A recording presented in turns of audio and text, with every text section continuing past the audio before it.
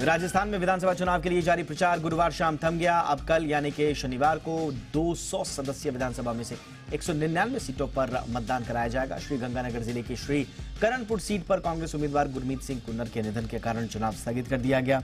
इस बीच चुनाव आयोग ने अन्य राज्यों की तरह राजस्थान में भी लोगों को वोट डालने के लिए प्रोत्साहित किया है ताकि राज्य में 100% मतदान हो। राजस्थान विधानसभा चुनाव 2023 के लिए प्रदेश में कुल 5.29 करोड़ मतदाता पंजीकृत हैं। इनमें से 2.74 करोड़ पुरुष, 2.53 करोड़ महिलाएं, 624 मतदाता थर्ड जेंडर हैं। वहीं 18 से 19 साल के 22,71,000 वोटर्स इस चुनाव में पहली बार अपने मताधिकार का इस्तेमाल करेंगे। तेलंगाना विधानसभा चुनाव में जीत हासिल करने के लिए सभी पार्टियां जोरों शोरों से जुटी हुई हैं। इसी कड़ी में बीजेपी नेता और केंद्रीय गृह मंत्री अमित शाह आज तेलंगाना के निजामाबाद पहुंचे। जनता को संबोधित करते हुए अमित शाह ने कहा कि बीआरएस सरकार ने तेलंगाना राज्य को नष्ट कर दिया है। उन्होंने कहा कि केसीआर पिछले 9 सालों में किए गए वादों को पूरा करने में विफल रहे हैं। एकमात्र चीज जो वो करने में कामयाब रहे वो है भ्रष्टाचार। बताया जा रहा है कि प्रधानमंत्री नरेंद्र मोदी भी 25 नवंबर से लेकर 27 नवंबर तक कर्नाटक, तेलंगाना, आंध्र प्रदेश के 3 दिनों के दौरे पर रहेंगे। कतर की जेल में कैद भारत के पूर्व नौसैनिकों को लेकर राहत भरी खबर निकलकर सामने आई है। भारतीय नौसेना के पूर्व अधिकारियों को मिली मौत की सजा के खिलाफ भारत की अपील को स्वीकार कर लिया गया है। विदेश मंत्रालय के प्रवक्ता अरिंदम बागची ने हाल ही में कहा था कि भारतीय दूतावास को हिरासत में लिए गए भारतीयों तक एक और कॉन्सुलर पहुंच प्राप्त हुई है। उन्होंने कहा कि भारत की ओर से नागरिकों को सभी कानूनी और कॉन्सुलर समर्थन देना जारी रखा जाएगा। भारतीय नौसेना के 8 पूर्व अधिकारियों को बीते साल अगस्त महीने में कतर में गिरफ्तार किया गया था। ये अधिकारी कतर की एक निजी कंपनी अल दहरा के साथ काम कर रहे थे। इन भारतीय नागरिकों पर कथित जासूसी का आरोप है और इसी मामले में इनको सजाए मौत भी सुनाई गई है।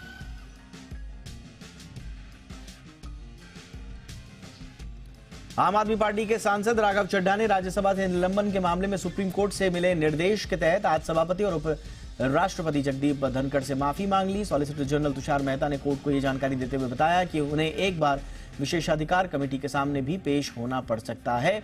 पूरे मामले की सुनवाई 1 दिसंबर को होगी। सुप्रीम कोर्ट ने पिछली सुनवाई के दौरान आम आदमी पार्टी नेता चड्ढा से कहा था कि वो सभापति जगदीप धनखड़ से मिलकर माफी मांग लें। इसके बाद सभापति विचार करेंगे।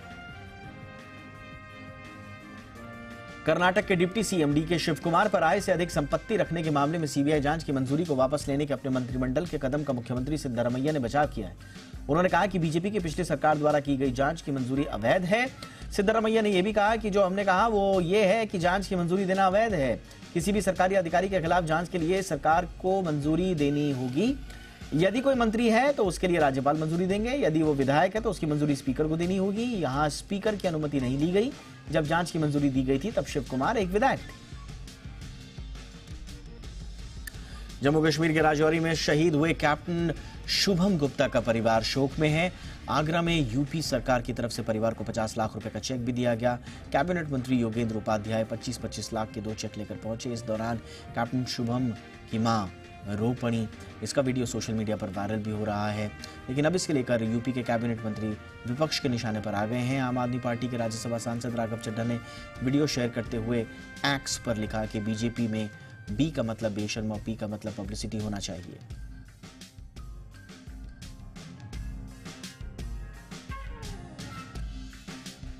राजौरी में भारतीय सैनिकों ने लश्कर के टॉप आतंकी कमांडर क्वारी सहित कुल 2 आतंकियों को ढेर कर दिया। बताया जा रहा है कि क्वारी आईईडी एक्सपर्ट और ट्रेंड स्नाइपर के तौर पर काम करता था। 2 दिन तक चले इस मुठभेड़ में भारतीय सेना के 2 ऑफिसर्स और 2 जवान शहीद हुए हैं। वहीं राजौरी में हुए आतंकी हमलों पर बड़ा खुलासा हुआ है। उत्तरी कमांड के प्रमुख लेफ्टिनेंट जनरल उपेंद्र द्विवेदी ने बड़ा बयान दिया है। उन्होंने कहा कि हाल ही के दिनों में राजौरी और पुंछ में मारे गए आतंकियों की पहचान पाकिस्तान के पूर्व सैनिकों के रूप में हुई है। आरएसएस प्रमुख मोहन भागवत वर्ल्ड हिंदू कांग्रेस में हिस्सा लेने बैंकॉक गए हुए हैं। यहां उन्होंने कहा कि दुनिया एक परिवार है, हम सभी आर्य यानी कि एक संस्कृति बनाएंगे। संघ प्रमुख ने यह भी कहा कि हिंदू परंपराओं में भले ही कुछ मतभेद हों लेकिन ये धर्म का अच्छा उदाहरण पेश करती हैं। हम एक जगह जाते हैं, सबके दिल को छूने की कोशिश करते हैं। कुछ लोग राजी होते हैं तो कुछ राजी नहीं भी होते, लेकिन फिर भी हम सभी से जुड़ते हैं। ये बातें संघ प्रमुख ने अपने भाषण में कही। वर्ल्ड हिंदू कांग्रेस का आयोजन हर 4 साल में होता है।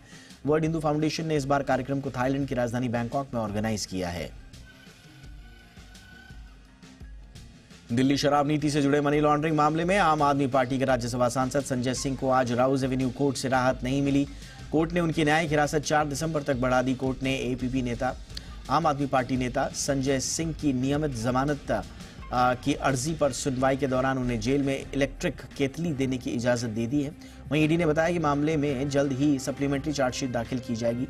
दरअसल ईडी ने 4 अक्टूबर को दिल्ली आबकारी नीति से संबंधित धन शोधन मामले में संजय सिंह को उनके आवास पर छापेमारी की और कई घंटों की पूछताछ के बाद गिरफ्तार कर लिया।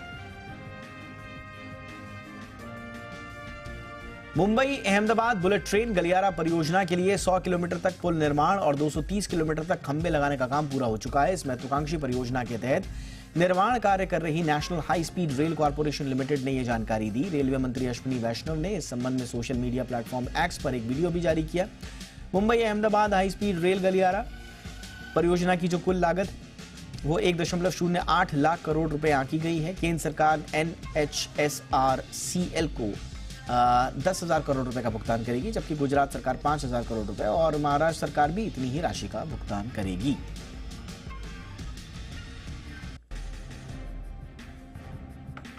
अंबाला में इंडियन एयरफोर्स प्लैटिनम जुबली का सेलिब्रेशन हुआ। शो 5 स्क्वाड्रन के 75 साल पूरे होने पर अंबाला कैंट के एयरफोर्स स्टेशन पर पहले दिन 1 घंटे से ज्यादा समय तक चला।